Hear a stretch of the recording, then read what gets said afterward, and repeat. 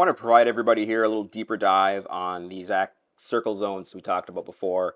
This is the third thing you're doing when you're in the perfect read kind of checklist of your system itself. So I've got chalk lines here to indicate the straight uphill putt here. Everything in green that you're looking at here would be your uphill putts, and everything on the opposite side would be red, which would be your downhill putts. So as I'm kind of walking up towards the x-axis, you see the 1, 2, 3, 4, 5 in the green. The next one's going to be the x-axis. So we always talk about, where are you coming from. The x-axis would be directly across that fall line.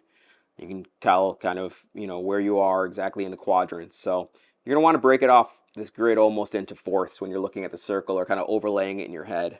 As I keep on working up towards the straight downhill putt, you want to make sure that you're exactly sure where that break is and where that fall line is. So the easiest way for myself, at least, is to kind of straddle the line itself with my feet as I'm looking down the line and kind of go until you don't feel the weight more on one or the other. So as you kind of work up and work up and work up, you can kind of tell, is my weight more on my left foot, my right foot, and you get a better idea of exactly where you are. And once you feel the weight's pretty even between those 2 feet, you're pretty close to that fall line.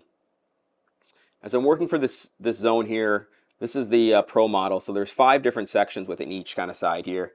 So the easiest thing for you to do would probably find, the straight downhill putt first, find that x-axis, and then in this instant, that red 3 right there that you can see is halfway between those groups.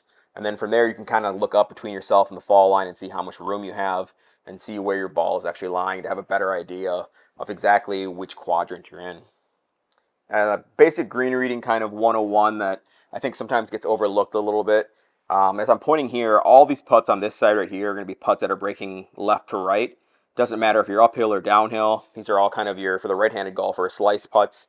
We're all going to be breaking uniformly right to left, and it's pretty crazy that sometimes this gets missed, and I want to make sure that nobody misses this. And the same is for the other side. So as I'm pointing my club right here, these are all going to be your right to left breaks or hook putts for the right-handed golfer, and they go all the way from the straight downhill putt until you get right before that straight uphill putt.